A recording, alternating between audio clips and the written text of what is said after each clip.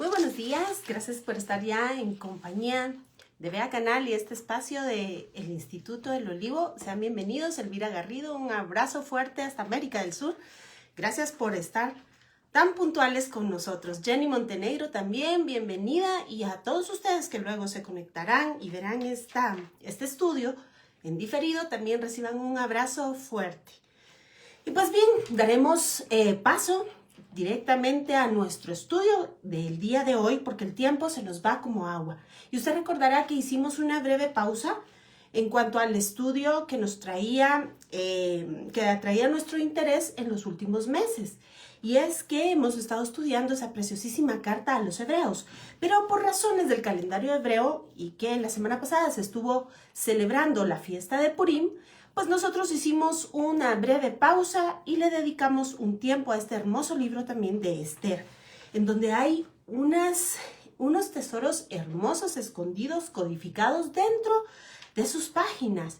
Y el día de hoy le dedicaremos tiempo precisamente a hablar de todos esos códigos secretos, ocultos, y que créanme que a pesar de que el libro tiene varios cientos de años, hay secretos y misterios que recién hace no menos de un siglo se acaban de descubrir. Así que la semana pasada, si usted no tuvo la oportunidad de ver nuestro estudio, podrá hacer un preámbulo si lo busca en este sitio en internet, o bien tuvo la oportunidad de verlo, recordará que estudiamos de una manera inductiva el libro de Esther. ¿Con qué objeto? Pues para tener ese panorama amplio y entender correctamente de qué se nos está hablando. Hablamos de la historia, hablamos de la lingüística, hablamos de los hebreísmos y en fin una serie de cosas. Pero el día de hoy daremos paso entonces a entender esos misterios, como les repetía, que han llamado la atención por los siglos de los siglos y que no hace mucho recién se descubrieron algunos de ellos. Déjenme primero ponerlo en contexto, y es que este libro de Esther, aunque si bien tiene ciertas evidencias que no obedece exactamente a lo que estamos acostumbrados como dentro de todos los libros del canon bíblico, porque tiene ciertos detalles, ciertas cosas que verdaderamente sorprenden al lector exhaustivo, al que estudia cuidadosamente, si bien trae, por supuesto, una secuencia lógica con el pensamiento y las intenciones de Dios. ¿Cómo sabemos esto? Déjeme contarle que desde Génesis 27:41 hay una evidencia clara entre la rivalidad de Esaú y Jacob. Aunque el día de hoy yo no me voy a ir para allá, yo le sugeriría que usted pueda verlo y leerlo y se dará cuenta que entonces esta historia es una historia ancestral que se viene suscitando hasta el día de hoy, y yo espero con el favor del Señor en esta corta media hora poderle llevar hasta los tiempos modernos y la evidencia de lo que le estoy contando. Así bien, en Génesis 27:41, Esaú comenta que será entonces llegado los días de la muerte de su padre cuando él matará a Jacob, su hermano. Déjeme decirle que Esaú se conoce en los términos de la teología hebrea como Edom, y esto es rojo y tiene una relación con la sangre. Así, además, se ha identificado que los judíos, pues, como usted lo sabe, siempre han tenido una rivalidad con sus primos. Pero resulta ser que los edomitas se situaron en Europa, en lo que hoy se conoce como Alemania, y de ahí el término Ashkenaz para todos los judíos que se situaron, como les repito, en esta porción. Es interesante además entender que toda esta historia se desarrolló en Shushan, tal y como lo declara el libro de Esther, en esa ciudad, situada en Persia. Y Persia es lo que hoy se conoce como Irán. Y usted sabe que los acérrimos enemigos de los judíos, incluso usted puede buscarlo en declaraciones en la ONU, son precisamente todos aquellos descendientes de Persia, es decir, de Irán. Ahora bien, si usted me hace el favor de acompañarme al Salmo 149, empezaremos encontrando cosas verdaderamente sorprendentes. Salmo 149 y dice de la siguiente manera. En cuanto a los que por todas partes me rodean, la maldad de sus propios labios cubrirá su cabeza. Y vea usted, esto es una alusión importante a los enemigos. Caerán sobre ellos brasas, serán echados en el fuego, en abismos profundos, de donde no saldrán. Pero si bien, permítame, vea por favor el versículo 8 y dice, no concedas, oh Jehová, al impío sus deseos, no saques adelante sus pensamientos para que no se ensorbezca. Vea usted, está hablando de cuál será el fin de los enemigos y vea que el autor de este salmo le está pidiendo al Señor que no le conceda al enemigo sus deseos y que no saque adelante sus pensamientos para que no se ensorbezca. Pero déjeme decirle que en el original, pues ya sabemos, no me voy a ir hoy a hacer un estudio minucioso de las palabras, pero el original nos da todavía una interpretación más profunda. Déjeme decirle que la Guemará, que es la interpretación o el comentario acerca de estos textos, que se cerró de escribir en el año 500 de la Era Común, explica lo siguiente. Hablando Rashi, que es un gran lingüista del pueblo hebreo, dice que esta expresión que yo le acabo de leer acerca de los enemigos se refiere a la Germania de Edom. Vea usted, debemos de ponernos en el contexto y entender que cuando Rashi comentó esto, Alemania ni siquiera era un pueblo dominante, ni siquiera se conocía como tal cosa. Así se les conocía más bien como los edomitas, pero Rashi explica, como le repito, en la Gemara, que la Germania de Edom es el Ashkenaz, es el pueblo Ashkenaz. Esto se registró en el siglo X. Luego, Gaón de Vilna, en el siglo XVII-XVIII, dice que los alemanes son descendientes de Amalek. Y Rabí Hama Bar Hanina, dijo que, curiosamente, vea usted, esto es algo impresionante, ese pueblo enemigo de Israel estaría dividido y coronadas 300 cabezas o 300 reyes sobre este pueblo. Estos eran príncipes coronados en la Germania de Edom. Y resulta ser, déjeme contarle, que efectivamente en un periodo de la historia, y aquí se lo voy a leer, dice que la desintegración política de Alemania tuvo consecuencias económicas radicales. 300 principados y ciudades libres defendieron su autonomía económica con uñas y dientes. Posteriormente, Alemania fue excluida del mercado internacional y no tuvo participación en la colonización europea de otros continentes, con su consecuente control sobre los recursos del mundo. Hacia el final de la Edad Media, época en que han emergido Gran Bretaña y Francia como naciones unificadas, Alemania se ha mantenido como un mosaico de 300 estados individuales. Esto salió, si usted lo quiere buscar la fuente, es The Rise and the Fall of the Third Reich, W.L. Scheider, en la página 121. El nombre, la desintegración política de Alemania y sus efectos a muy largo plazo en la economía. Así que esto está en la enciclopedia hebrea en cuanto a la Alemania. Así que vemos que todos estos comentaristas tuvieron, por supuesto, esta revelación importante en cuanto a lo que se decía de sus enemigos. Así que debemos de continuar y seguir la pista de todo esto. Déjeme contarle que la primera vez que aparece el nombre de Amalek, porque en la semana pasada, si usted estuvo viendo nuestro estudio, recordará que Amán es descendiente directo de Amalek. Y Amalek es aquel que está descrito en Éxodo 17:16. Y si usted quiere, vamos a leerlo primero para que usted tenga idea de lo que estamos hablando. Y estoy en el libro de Éxodo 17, versículo 8. Entonces vino Amalek y peleó contra Israel en Refidim. Y dijo Moisés a Josué, escoge los varones y sal a pelear contra Amalek. Pero ponga atención a esta expresión que es importantísima. Mañana yo estaré sobre la cumbre del collado y la vara de Dios en mi mano. ¿Por qué mañana y por qué no hoy? Es importante entender esto.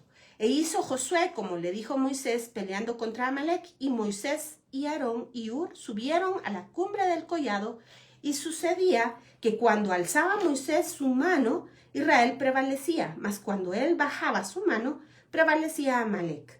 Y las manos de Moisés, oiga bien, primero dice la mano y ahora dice las manos, se cansaban, por lo que tomaron una piedra y la pusieron debajo de él.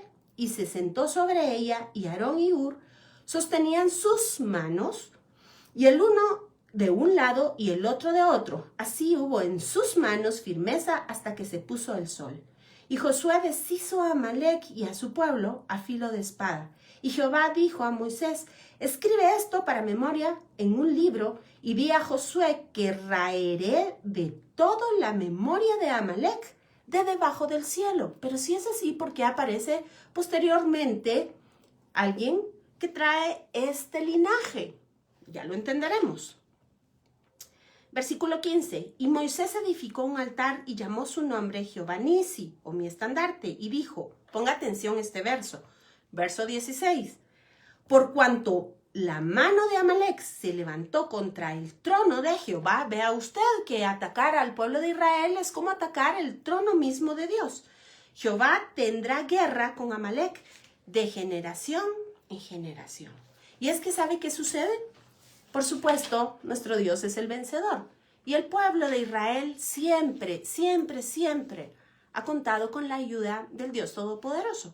Pero es que fíjese usted que dentro de los planes perfectos de nuestro Señor existen diferentes tiempos en la profecía bíblica.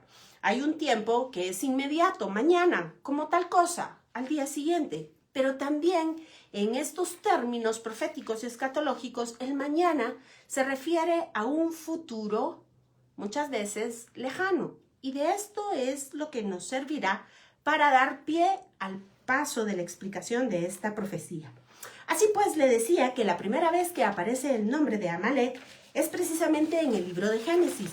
Y esto para que entendamos nosotros que este es un espíritu que se ha movido desde la caída del mundo. Es el espíritu de aquel que está en contra de Dios y de todo lo que se opone a Dios y, por supuesto, su palabra. Y ya lo veremos en un breve momento, aunque el tiempo nos ha avanzado. Así pues, en Génesis 7:14 encontramos la primera insinuación del nombre de Amalek, utilizando el código equidistante de letras, es decir, tomamos una letra y nos salteamos cierta cantidad de ellas, siempre en intervalos iguales. Entonces podemos entender que desde Génesis se menciona este nombre fatal y termina esta alusión con la última letra del nombre de Amalek. Por supuesto, muchísimas letras después, y yo le voy a contar de qué se trata, en Génesis 36:12, formando esta figura que aunque a usted lastimosamente le saldrá al revés, pero dice Amalek, de acuerdo al código equidistante de letras. Fíjese usted que el intervalo es de 12.110 letras, y este es precisamente el mismo número de letras que componen el libro de Esther. Así que entendemos que este libro y el libro de Esther tienen una relación intrínseca y absoluta. ¿Cuál es el deseo de Amán? Destruir, matar y exterminar a todos los judíos, jóvenes, ancianos, niños y mujeres. Y esto lo declara el libro de Esther. Véngase conmigo, por favor, y entenderemos de qué se trata. Esther, capítulo 3, versículo 8. Y dice, y dijo Amán al rey Asuero, hay un pueblo esparcido y distribuido entre los pueblos en todas las provincias de tu reino. Y oiga bien, este es el punto focal. y sus leyes son diferentes de las de todo pueblo, y no guardan las leyes del rey, y al rey nada le beneficia el dejarlos vivir. Esta es la razón por la cual el pueblo de Israel ha sido perseguido a través de los siglos, a través de los milenios. ¿Sabe por qué? Porque de él nacería el bendito Salvador del mundo. Y de él, precisamente, a él le fue entregada la Torá, la enseñanza, la instrucción de Dios. ¿Para qué? Para volvernos a conectar con él. Así que es importante entender esta situación que es a manera de profecía, porque claramente Génesis nos decía, y el Señor Dios peleará con este espíritu de Amalek de generación en generación. Posteriormente podemos hacer un recuento en toda la Biblia y usted verá en el libro de Daniel, en el libro de Esther, que la razón por la cual el pueblo judío es perseguido es precisamente por la Torá. Y de hecho, recuérdese usted que Hanukkah, que recién celebramos en diciembre del año recién pasado, hablamos precisamente de la helenización del pueblo de Israel. El querer quitar todo lo que se refiere al judaísmo, a las leyes que nos permiten tener una relación con Dios. Pero ahora bien, ya señalando esto, pasemos entonces, porque el tiempo nos apremia y nos queda muy poquito, es importante que vayamos, por favor, y usted se venga conmigo al capítulo 9 de este mismo libro de Esther. Y es que recordará usted que la semana pasada yo le señalé a usted algo que sucede y que es muy curioso. Y usted verá que hay un gran espacio. Esto no es común en la escritura hebrea. Usted puede ver acá que todos los textos usualmente van de corrido, pero yo a usted le he dicho y lo sostengo que en la Biblia hasta los espacios en blanco hablan. Y es que aquí es importante señalar que hay dos columnas y de eso estaremos hablando en un momento. Véngase conmigo, por favor, al capítulo 9 del libro de destruir al pueblo de Israel. Y recuérdese usted que se hizo un edicto, el rey persa no podía dar marcha atrás, así que el Señor puso por medio de Esther la forma de cómo el pueblo podía defenderse, y así en un solo día que el pueblo de Israel iba a ser exterminado, Dios les dio la victoria. Teniendo esto en mente, véngase conmigo, por favor, al versículo 5. Y dice, y asolaron los judíos, es decir, cuando ya se pudieron defender, a todos sus enemigos a filo de espada, y con mortandad y destrucción, e hicieron con sus enemigos como quisieron. Versículo 6. En Susa, o Shushan, capital del reino, mataron y destruyeron los judíos a 500 hombres. Pero vean lo que dice el versículo 7. Mataron entonces a Parsandata, Dalfón, Aspata, Porata, Adalía, Adriata, Parmasta, Arizal, Aridal y Balsata, 10 hijos de Amán, hijo de Amadata, enemigo de los judíos, pero no tocaron sus bienes. El mismo día se le dio cuenta al rey acerca del número de los muertos de Shushan, residencia real. Y dijo el rey a la reina Esther, en Shushan, capital del reino, los judíos han matado a 500 hombres y a 10 hijos de Amán. Oiga, mataron los judíos a 500 hombres y esto solo, por supuesto, en Shushan. Pero dice que mataron a 500 hombres y a los 10 hijos de Amán. Y oiga usted, ponga mucha atención. ¿Qué habrán hecho en las otras provincias del rey? ¿Cuál pues? Le dice el rey a la reina, es decir, a Esther. Estamos hablando del rey de Persia con Esther. Y dice, ¿cuál pues es tu petición? Y te será concedida. ¿O qué más es tu demanda? Y será hecha. Acuérdese que le acaban de decir a la reina que solo en Shushan mataron 500 hombres más los 10 hijos de Amán. Y vea el versículo 13. Y respondió Esther, si place al rey, concédase también mañana. ¿Se recuerda lo que dijo Moisés? Mañana. A los judíos en Shusha, que hagan conforme a la ley de hoy. Mañana, que hagan conforme a lo que ha sucedido hoy y que cuelguen en la horca a los 10 hijos de Amán. Pero, ¿y no le acaban de decir que ya estaban muertos? Y este es el punto focal de esta profecía. Mañana, vea usted que este espacio en la Biblia nos habla precisamente de ese tiempo entre hoy y mañana. Y vea usted lo que sigue. Versículo 14. Y mandó el rey que se hiciese así, pero es que ya estaban muertos. Se dio la orden en Shusha y colgaron a los 10 hijos de Amán. ¿Cómo los volvieron a colgar si estos ya estaban muertos? Así que, vea usted, esto es lo que se conmemora o se celebra en la festividad de Purim. Pero quiero hacerle yo una salvedad a usted. Resulta ser que el libro de Esther, como ya lo hemos platicado, no se percibe en una evidencia literal el nombre del Eterno. Que conste que no quiere decir que no está.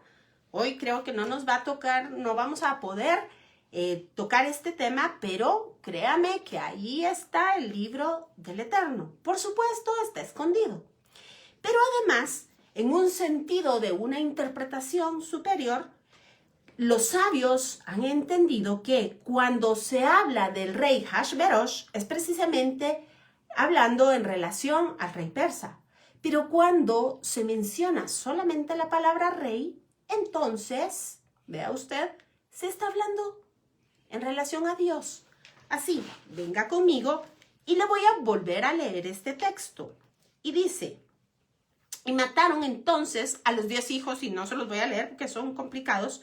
Y versículo 10, 10 hijos de Amán, hijos de Amadata, enemigo de los judíos, pero no tocaron sus bienes. El mismo día se le dio cuenta al rey, oiga usted, al rey, a Dios, acerca del número de los muertos en Shushan, residencia real.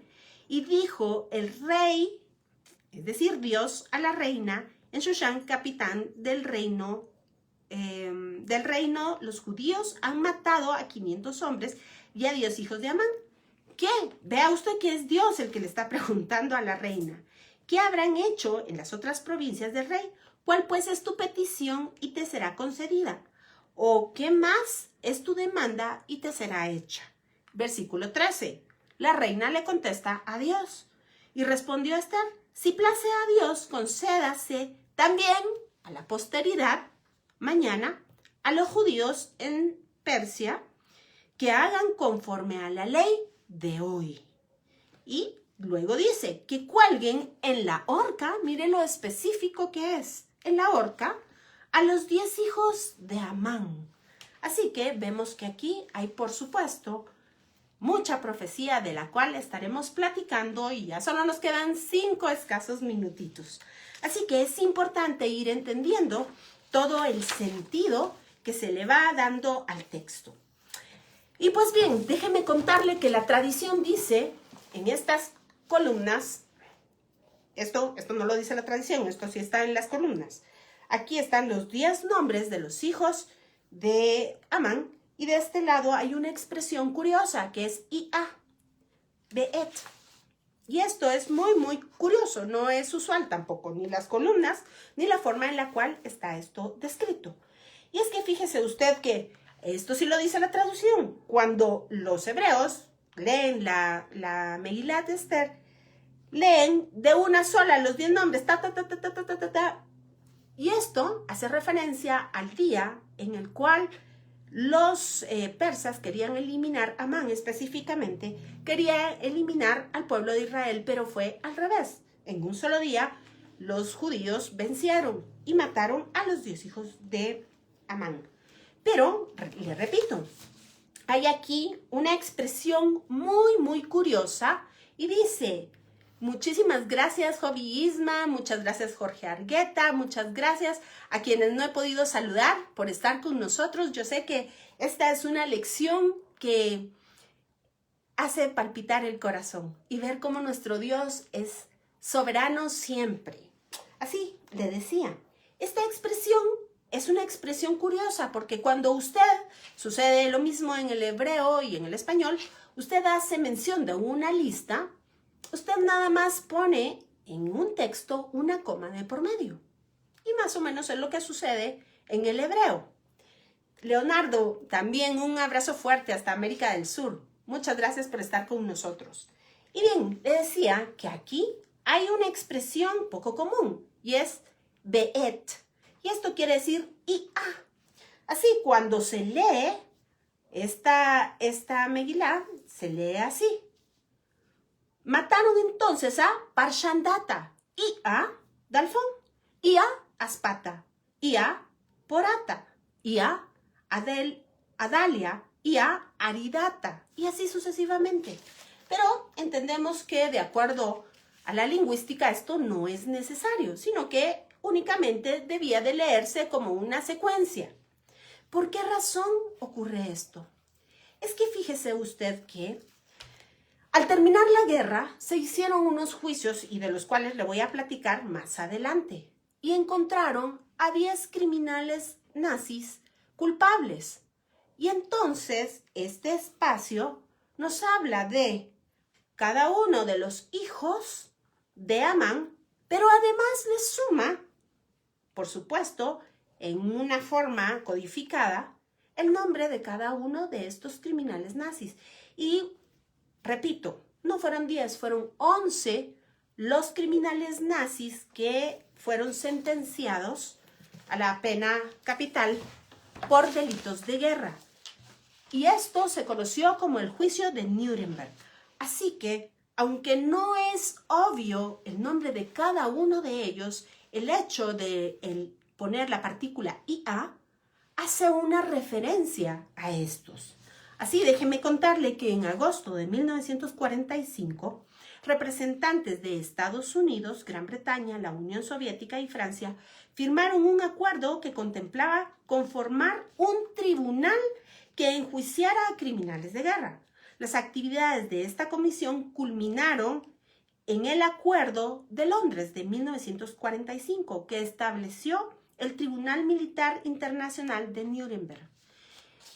Los procedimientos desarrollados a lo largo de más de 200 sesiones duraron 10 meses. El 1 de octubre de 1946, fecha que coincidía con Yom Kippur, vea usted, esto es verdaderamente impresionante, es la fiesta alta de Israel, el día del perdón, el día de la expiación. Dentro del calendario hebreo, ¿sabe? Se anunció este veredicto. Ese es el día que se reconoce como la expiación del pueblo de Israel. Pero ahí no queda la cosa. Una edición especial del New York Times del 16 de octubre de 1946 publicaba un reportaje sobre la ejecución de 10 criminales de guerra nazis que fueron encontrados culpables por el Tribunal de Crímenes de Guerra de Nuremberg. Y déjeme nuevamente corregir, no fueron 10, fueron 11. Así que es impresionante ver cómo la palabra de Dios podía, con cuántos siglos de antelación, anunciar lo que sucedería mañana. Así que recordemos que Hitler fue un acérrimo enemigo de los judíos y sobre todo por todo aquello que se llamaba moralidad y por supuesto por el temor a Dios. Así que Hitler culpó al pueblo hebreo de enseñar la Biblia al mundo y enseñar todos aquellos conceptos que no deberían de existir según él y por medio de los cuales el mundo estaba sujeto a esclavitud. Vea usted la relación tan directa que hubo en la antigüedad y en el siglo pasado, apenas le estoy hablando de la Segunda Guerra Mundial, pero que sigue habiendo el día de hoy. Y pues vamos a tenerlo que dejar aquí. Hay muchísimos datos más que yo le estaré mostrando a usted la próxima semana Le agradecería que nos deje un like y que nos comparta, por favor, comparta estas y cada uno de los estudios, si somos de bendición para usted. Y por supuesto, lo espero el día de mañana en nuestro estudio de Apocalipsis a las 11 de la mañana, hora Centroamérica y México. Y los días jueves por la noche, 7 de la noche, el ingeniero y pastor Ledesma está empezando recién este libro precioso de Josué. Así que la invitación para la próxima semana, por favor, no se vaya de la sintonía de Vea Canal, recomiéndenos. Como le repito, por favor, déjenos un like y además invite a sus amigos, a las personas que usted ama, para conocer estos misterios hermosos que están descritos en la palabra de Dios. Un abrazo fuerte, que el Señor lo bendiga y nos seguimos viendo. Gracias.